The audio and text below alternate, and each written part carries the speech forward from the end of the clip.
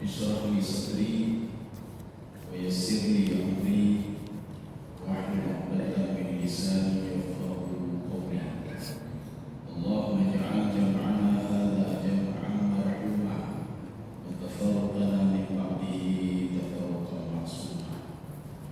Kaum muslimin dan muslimat sidang jemaah maghrib dan isya yang dirahmati Allah. Kita lanjutkan kajian tafsir surah Al-Mudaththir. Jadi sudah sampai ayat 31. Kita menggunakan tafsir Hasyiah Shawi ala tafsir Jalalain. A'udzu billahi minasyaitonir rajim. Bismillahirrahmanirrahim. Ini sambungan ayat yang pertemuan yang lalu, ayat 31. Jadi sebelumnya itu belum habis lagi karena ayatnya panjang. Kadzalika yudhillullahu man yasha wa yahdi man yasha wa ma ya'lamu junuda rabbika illa hu wa ma hiya illa dzikra lil bashar. Jadi kalimat ini panjang sekali, kita bilang-bilang dulu, kita terjemahkan, kemudian baru kita tafsirkan. Jadi yang pertama, kelompok yang pertama, kadzalika yudhillullahu man yasha. Demikianlah Allah membiarkan sesat orang-orang yang Dia kehendaki dan memberikan petunjuk kepada orang-orang yang Dia kehendaki. Ya. Sekarang yang kelompok pertama itu kadzalika yudhillullahu man yasha, sesat dulu. Demikianlah Allah memberikan kesesatan siapa yang Dia suka. Nah, itu dulu. Jadi sekarang kelompok yang pertama, kadzalika yudhillullahu man yasha. Demikianlah Allah menyesatkan kelompok-kelompok tertentu yang dikehendaki. Ini sebenarnya masih panjang lebar. Kita pendekkan lagi.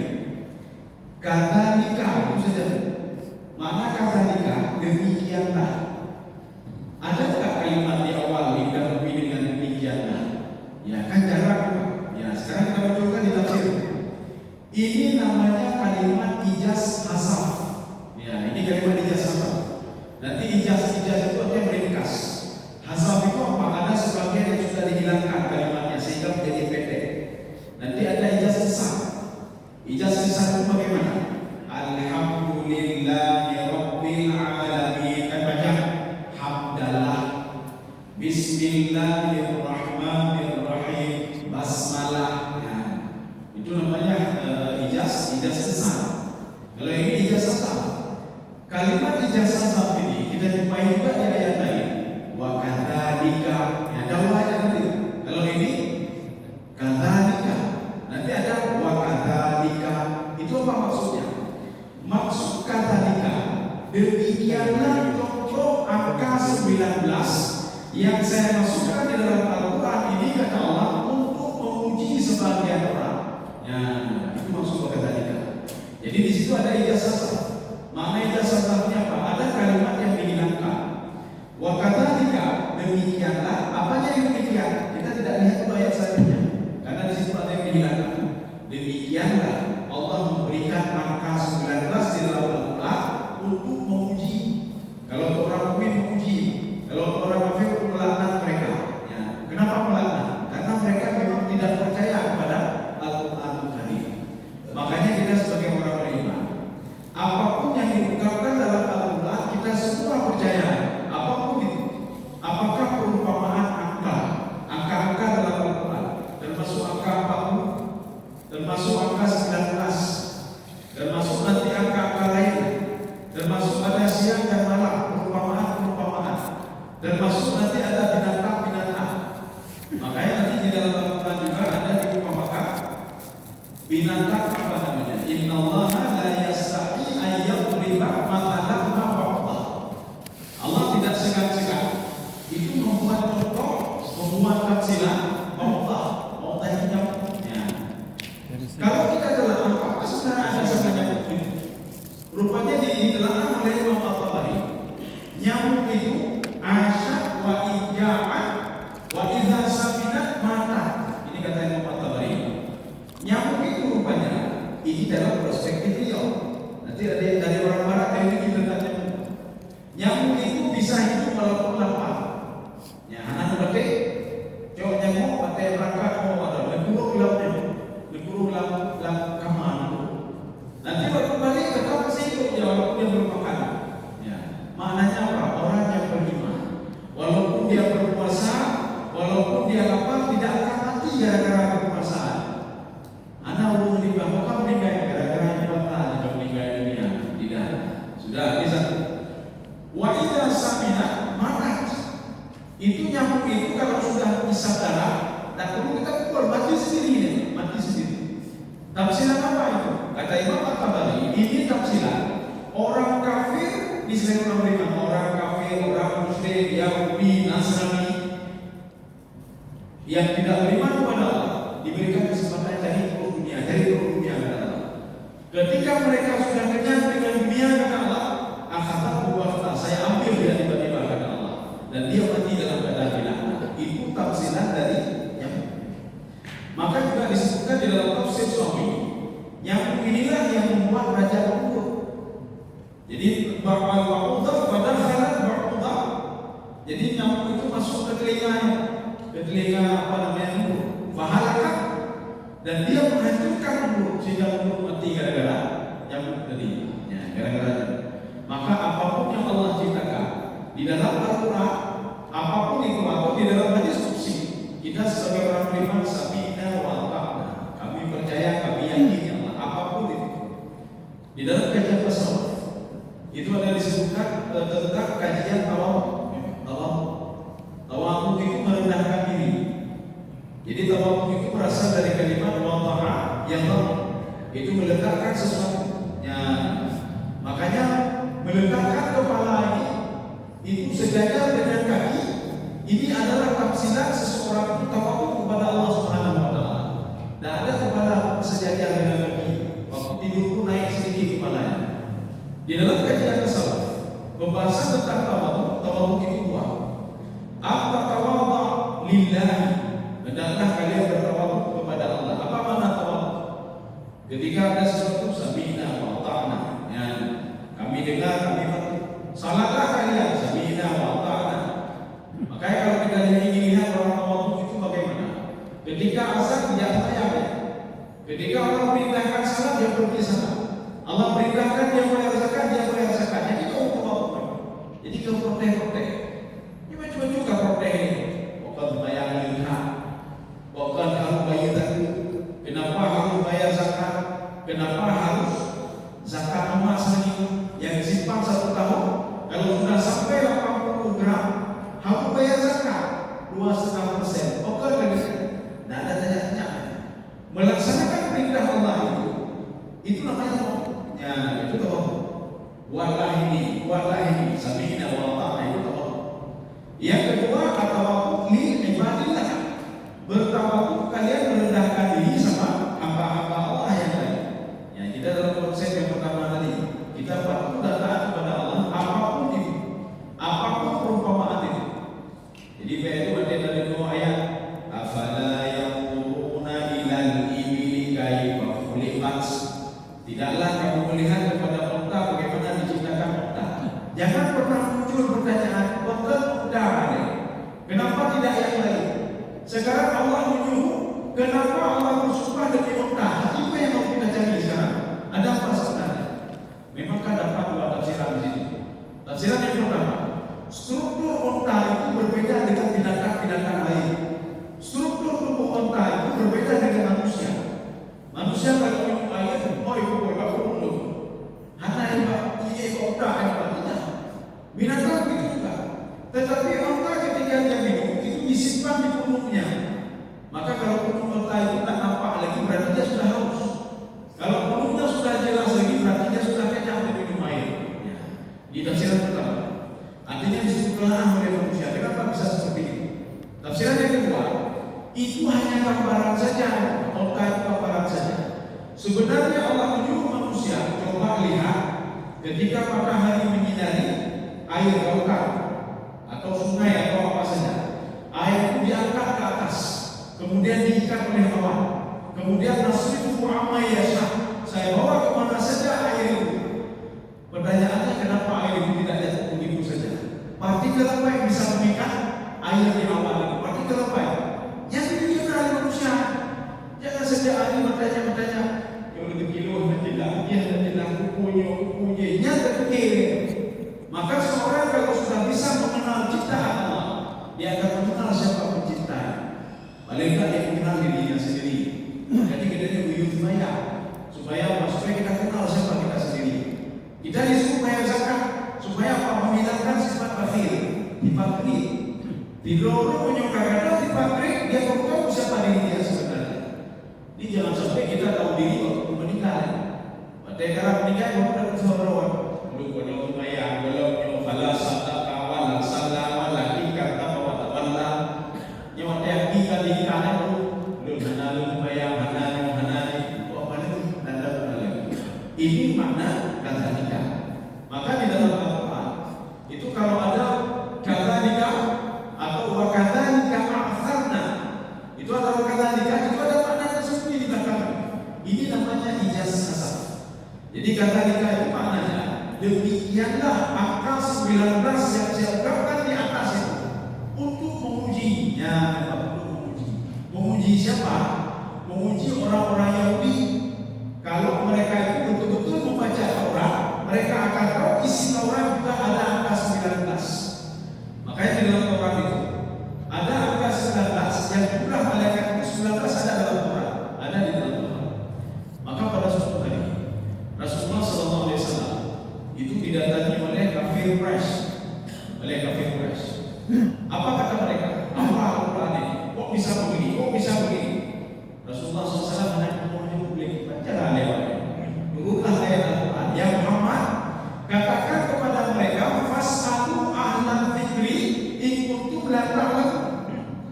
Kita kan salah menggunakan ayat ini. Asbabun nuzulnya itu sebenarnya. Kalau kita tidak penyuhatan hukum tanya ke ahli dzikri, ya gitu. Asbabun nuzulnya tadi. Asbabun nuzulnya ada sekelompok kafir Quraisy yang tidak yakin kepada Al-Quran. Ketika itu Rasulullah SAW turun firman Allah yang Muhammad, baik berdebat awaknya, katakan saja kepada mereka, kalau kalian tidak percaya, fas'alu ahla dzikri. Coba tanya sama Yahudi dan Nasrani, tanya kepada ahli dzikri, ahli kitab yang memegang Taurat dan Injil, adakah ini di dalam kitab mereka? Benarkah Al-Quran? Coba cek, itu maksudnya. Jadi makanya mereka ketika bertanya semuanya betul itu kalian di dalam Taurat ada juga, tetapi tidak begitu rinci di dalam Taurat dan Injil.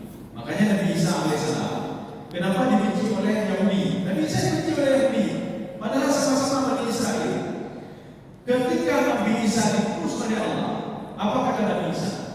Wa rasulan ila Bani Israel. Saya ini rasul untuk Bani Israel. Untuk apa?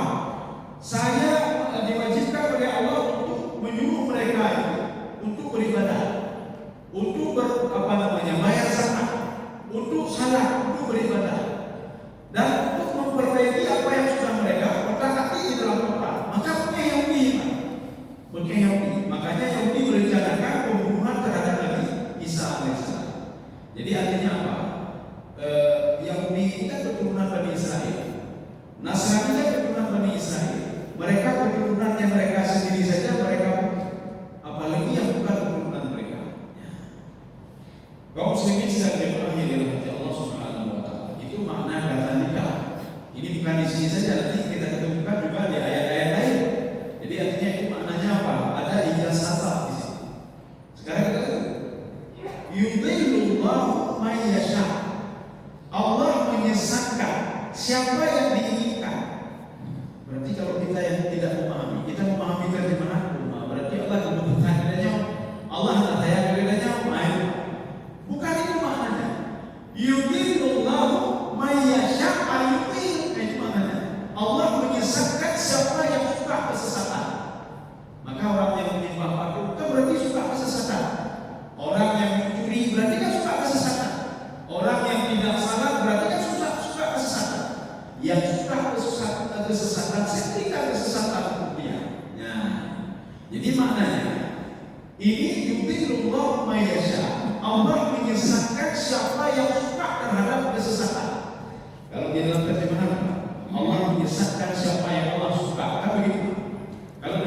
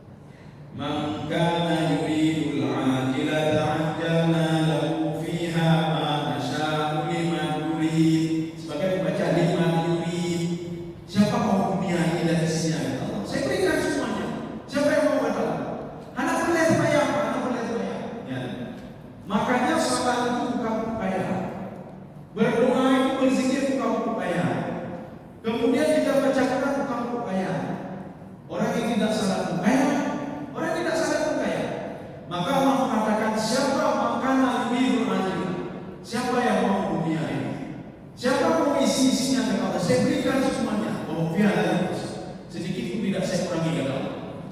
5 duri sebagai baca 5 duri, siapa yang mau lagi kata Allah?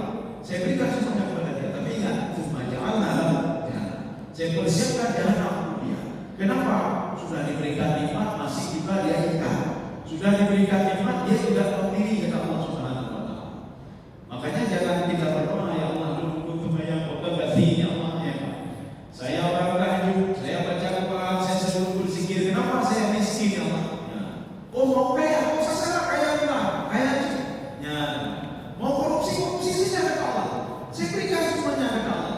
Tetapi ingat ya, itu nanti saya jadikan apa namanya? Ada di dalam ayat manusia itu dan harta-hartanya. Itu ketika dia mati saya wariskan inna narifut arda wa man 'alaiha kata Allah. Bumi ini saya wariskan. Umur dia berapa? 60 meninggal saya wariskan kepada anaknya. Anaknya hebat lagi meninggal, wariskan lagi. Ini yang kita apa nikmati sekarang kan warisan. Yang dinikmati oleh anak Fir'aun ke-13, Ramses ke-13 itu kan punya ayahnya. Ketika dia mati diwariskan lagi, itu kan punya ayahnya lagi. Kita kan begitu juga. Ketika lahir dia kadang meninggal dia dicolok. Ya. Maka Allah mengatakan inna narifut arda. Tidak ada yang kekal di sini. Yang kekal cuma amal ibadah. Kalau mau ibadah, hasilnya bisa kita lihat di dalam bahasa. Mau ibadah, hasilnya bisa kita lihat di pada bahasa. Mana contoh yang bisa kita lihat di pada bahasa? Fashalli li rabbika wanhar. Apa kata Ibnu Abbas? Al-Anfal yu'adu qabla al-hisab. Itu telaga al-Anfal yang pernah dilihat oleh Rasulullah ketika Mi'raj. Itu dipersiapkan nanti sebelum hisab nanti di pada bahasa. Ini kata Ibnu Abbas. Jadi bagaimana keadaan di pada bahasa? Ya. Keadaan di pada bahasa itu kata Rasulullah khamsina al-fasana, satu hari 50.000 tahun. 50.000 tahun namanya. Tetapi bagi orang yang beriman dan sudah mempersiapkan di dunia ini amal ibadah nanti, maka kelak al-fasana sudah dipersiapkan. Amal ibadah apa ini? Fashalli li rabbika wanhar. Kalau ada orang salat, perhatikan salat dan dia berkorban. 2 ini saja. Ini 2 ini untuk bisa dapat tiket supaya bisa masuk ke telaga al-Kautsar yang pernah dipuji oleh Rasulullah SAW ketika Mi'raj. Dan Rasulullah pernah berseru ketika ayat itu turun. Sebelumnya belum pernah turun ayat itu. Ketika Rasulullah duduk, tiba-tiba turun ayat inna a'tainaka al-kautsar. Tersenyum Rasulullah. Ditanya oleh sahabat, ya Rasulullah, kenapa kau tersenyum? Baru turun ayat inna a'tainaka al-kautsar. Aku berikan kepadamu telaga al-Kautsar. Kenapa Rasulullah tersenyum? Karena pernah melihat telaga ini ketika Mi'raj dan bertanya kepada Jibril. Jibril apa itu Jibril? Itu telaga al-Kautsar. Tapi Jibril tak pernah mengatakan itu kamu dan umatmu, tidak pernah. Jadi beliau bertanya lebih benar di dunia, waktu meninggal dunia apa efek-efeknya? Tapi kalau kita salat, kita berkorban juga, itu tiket untuk al-Kautsar itu sudah ada. Telaga al-Kautsar sudah ada. Ya. Jadi ini maknanya apa? Yudhillullahu may yasha. Allah memberikan kesesatan siapa yang menginginkan kesesatan. Makanya nanti kita balik, Allah akan balik kita bertanduk. Allah akan balik kita gaduh, mulai bukan gaduh. Kenapa dia asal? Karena kita yang tidak asal. Kita sendiri yang tidak asal. Ya. Bila itu orang yang maka hati-hati dalam berdoa. Ada doa, jangan sembarangan kita amin-amin. Nanti ada disebutkan begini. Boleh baca, tapi boleh.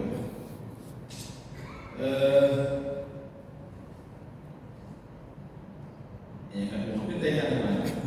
Ada doa itu, apa namanya? Satu, bagi saja ini salah, maknanya sudah masalah. Oh ya, nikmat. Nikmatu artinya nikmat. Nikmatu artinya azab. Nun, qaf, mim, ta. Itu nikmah. Maknanya apa? Satu lagi ni'mah. Itu artinya nikmat. Ada satu masjid yang baca apa? Nikmah. Nyebutkan nikmah ke kamu ya Allah. Amin. Amin. Bayang nyangka yang baca Qurannya itu lumayan.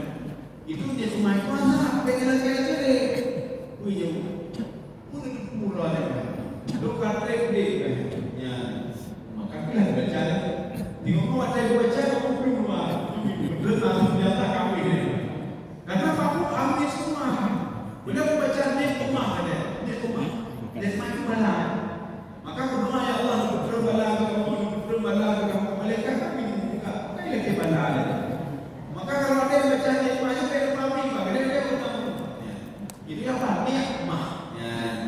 Jadi nikmat, kenikmatan, berikan kenikmatan, berikan keberkahan.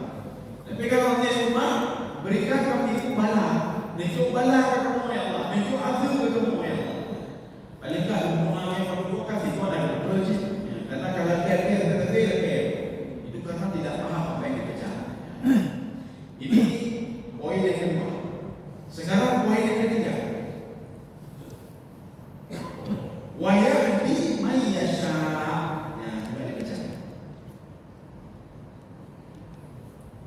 Dan memberikan dan tidak ada ada yang belakang sekali dan memberikan petunjuk kepada orang-orang yang dia kehendaki. Iya.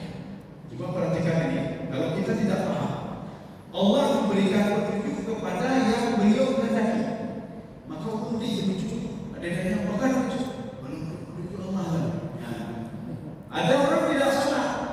Waktu kita tanya, kenapa tidak salah?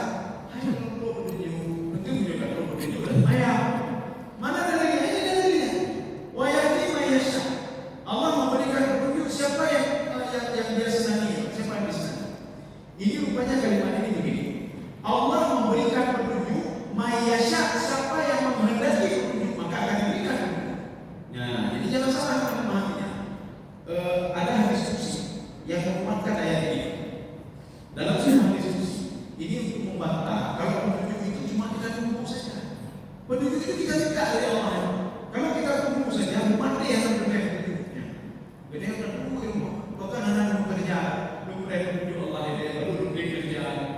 Bukan petunjuk Allah ini, bukan anak saya belum petunjuk dalam ini pemahaman yang keliru.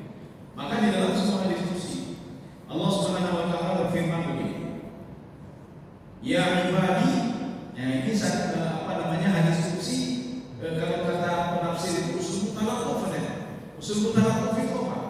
Gaya bahasa Allah itu sangat dekat sekali kepada hamba yang bertakwa. Itu maksud usul talaquf. Ya. Makanya dalam hadis kursi yang lain itu jarang seperti ini. Yang wahai hamba Luqman kata Allah.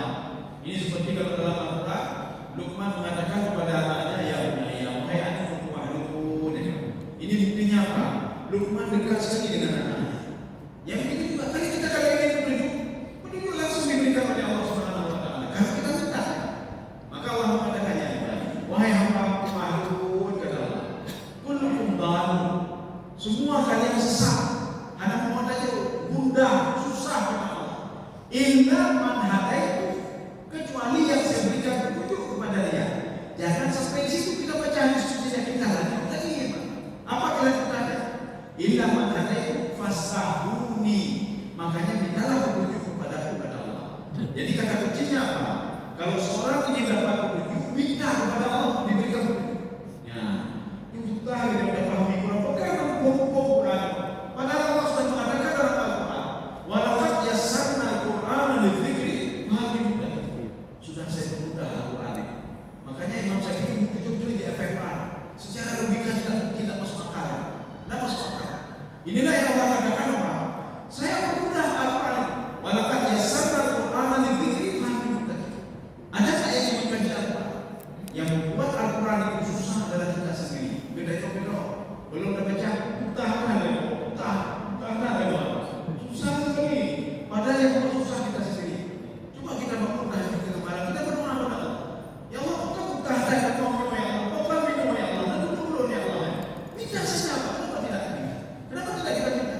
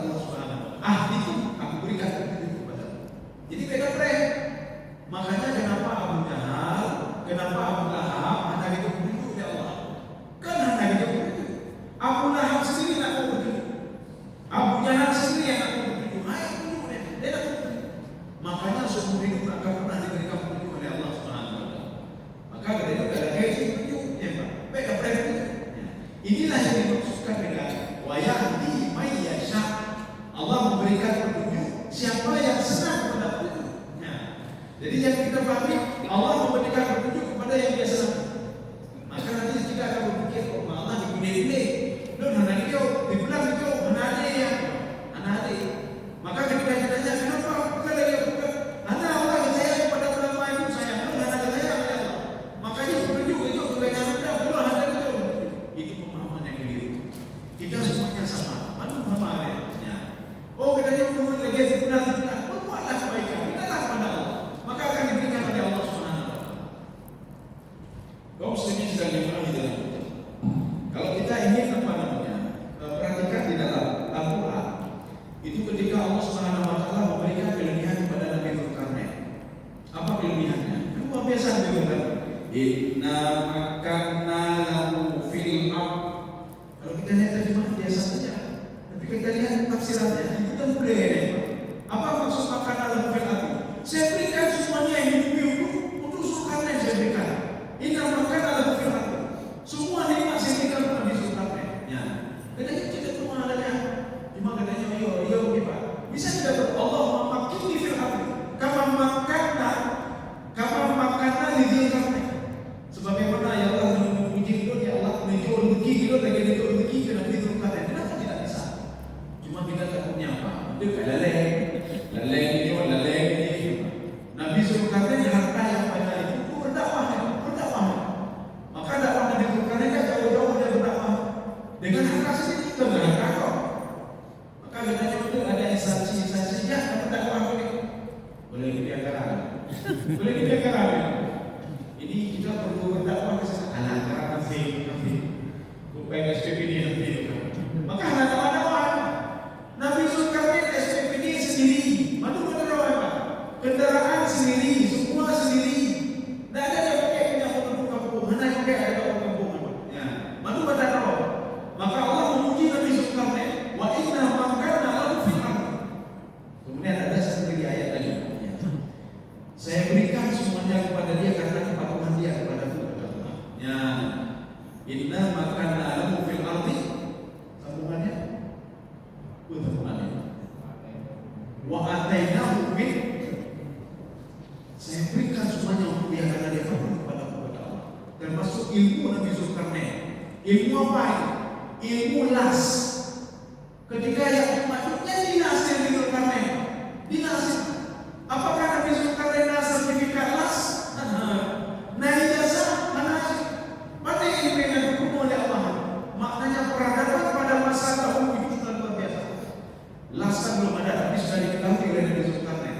Ufrik alaihi fitra, akan saya panaskan timah ini untuk melelehkan di samping besi-besi ini supaya tidak ada luka-luka lagi. Dari mana ilmu ini? Ya, karena beliau patuh dan taat kepada Allah. Apapun diberikan oleh Allah Subhanahu wa taala. Bedanya kita patuh kepada Allah. Apapun diberikan. Masalahnya apapun ketika Allah akan begitu Adam benci katanya, benci kemayang. Bagaimana kita benci pada yang mewajibkan salat? Berarti kalau benci pada salat, kita benci pada zat yang mewajibkan kita salat. Yang lain itu firman, kalau dia apapun datang pada orang tuanya, apapun diberikan kepada orang tuanya. Begitu kemayang begitu, tiba-tiba anaknya yang berleleh doknya, banyak berleleh, lusa tengok itu. Yang berleleh dok, banyak berleleh dalam bertengok itu. Kenapa? Karena anaknya apapun datang kepadanya. Begitulah Nabi Zulkarnain. Makanya nanti pada akhir ayat ini Allah mengatakan, Pak, saya pantau terus Zulkarnain. Saya pantau terus Zulkarnain. Maka Nabi Zulkarnain itu dalam kajian tasawuf, beliau sudah masuk di kata muraqabah musyahadah. Beliau muraqabah musyahadah. Level katanya Madinah muraqabah musyahadah. Jadi arti muraqabah musyahadah apa? Itu sudah dekat sekali dengan Allah Subhanahu wa taala. Level katanya bukan kalian bingung ini. Ya, yang menuju kalau ini. Orang salah tapi kalau ini deh. Yang boleh kalian ya. Itu yang kita level muraqabah. Arti muraqabah apa dipantau. Ya, kok boleh. Tapi kalau muraqabah musyahadah, Nabi Zulkarnain tak pernah takut dia duitnya hilang. Tak pernah takut dia hilang ini. Kekayaan dia hilang, kekayaan tak pernah takut. Maka di dalam kitab Al-Bidayah wa Nihayah, di situ disebutkan Nabi Zulkarnain termasuk adalah nabi yang terkaya, raja dan nabi lagi yang terkaya di dunia. Karena Nabi Sulaiman dan Nabi Zulkarnain.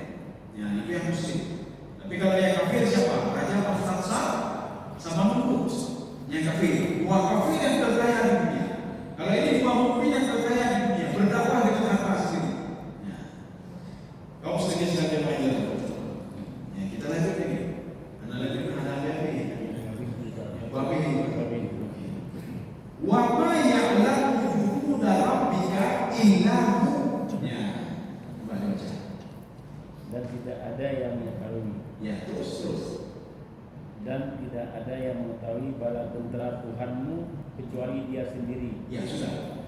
Tidak ada yang mengetahui bala tentera Allah kecuali Allah sendiri. Ini namanya jumlah manfi. Jumlah manfi. Ya. Sama seperti kita ketika la ilaha illallah astaghfirullahaladzim alladzi la ilaha illa, itu jumlah manfi namanya. Jadi jumlah manfi, kalau ada illa itu istisna namanya. Kalau ada jumlah manfi, ada manfi di depannya itu maknanya tidak ada yang bisa tahu jumlah apa namanya tenteranya. Itulah yang 19 ini. Apakah betul 19 atau 19 pemimpin-pemimpinnya saja? Ya. Atau 19 itu bagaimana? Langsung dijawab oleh Allah Subhanahu wa taala. Illahu. Kalau ada ilah, hukum yang berlaku setelah ilah. Sebelum ilah semua tidak bisa pakai. Ya.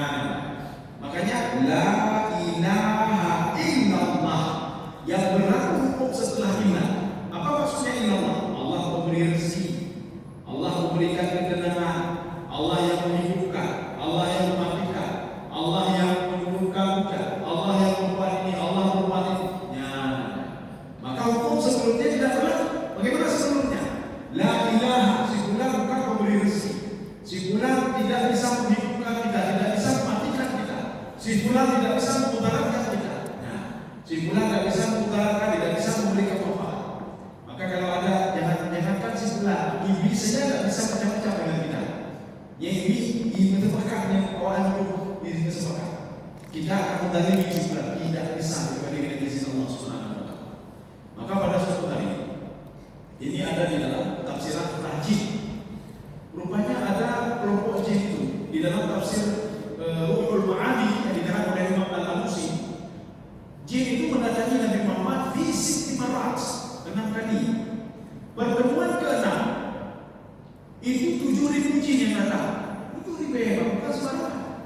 Tetapi Nabi tidak bisa melihat jin itu. Nabi mengetahui dari siapa? Dari Jibril. Rupanya ada satu jin yang yang berpergi sama Nabi Muhammad. Apa kata jin itu? Jibril sampaikan kepada Muhammad sebentar. Tolong berhenti berdakwah sebentar. Kalau dia mau berhenti, akan saya berikan keamanan bagi dia. Keamanan dia. Akan saya berikan keamanan. Saya berikan keamanan dia. Ya. Ketika ini diketahui oleh Rasul. Apa kata Rasul? Saya tidak perlu keamanan dari itu. Tolong kasih tahu wahai Jibril. Saya perlu keamanan dari Allah Subhanahu wa taala. Yang menjaga saya Allah, yang memberikan keamanan Allah, yang menghidupkan Allah, yang mematikan Allah. Jadi payah dulu. Maknanya apa? Jin pun tidak bisa memudaratkan kita seperti ini di sini. Jadi bagaimana cara berdoa Allah? Bagaimana cara berdoa Allah? Bagaimana kita cara mengenal diri? Kita salah. Asmaya adalah salah satu cara bisa mengenal diri. Makanya kalau kata Ibnu Abbas, bacalah Al-Quran dengan benar. Ya, tapi baca Al-Quran dengan mana? Kenapa? Kira Al-Quran kata Ibnu Abbas di tengah malam itu termasuk tafsir sawi. Ya. Itu akan ta'afuran fil qalbi. Itu pengaruhnya lebih dahsyat di hati dibandingkan kita baca di pagi hari. Tapi dengan catatan kita paham apa yang kita baca. Ya. Paling tidak apa setelah kita baca itu untuk merubah diri kita harus merubah ini. Makanya bacaan Al-Quran itu memberikan perubahan hati. Ya. Salat itu apa? Untuk mendidik hati. Zikir untuk mendidik hati. Karena sudah terdidik selalu, maka hatinya akan mengenal siapa penciptanya. Dulu dia sudah mengenal kita. Ya. Cuma gara-gara menyatu dengan kata Imam Syafi'i apa? Limadza yakfurun nas? Kenapa manusia kufur kepada Allah? Lijtima'i bainal ruh wal jasad. Karena roh dan jasad sudah menyatu.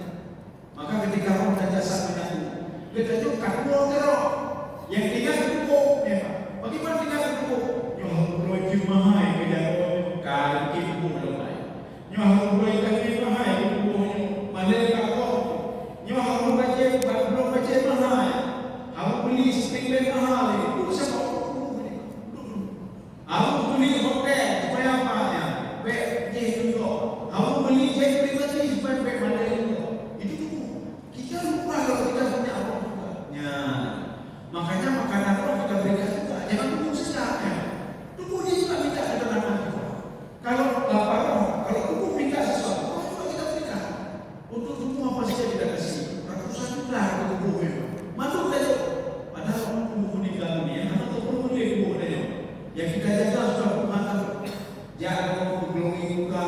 glowing, betul glowing juga. Apa yang pengen kuat? Tapi waktu meninggal dunia glowing ada. Ada glowing ada, betul ada. Kamu pengen. Padahal kita jaga orang tahu. Tetapi roh ini karena tidak diberikan apa-apa, roh secara kita. Ya. Maka kalau tubuh minta bola, yang perlu bola. Ketika orang minta kasih sembah, kasih apa supaya sembah.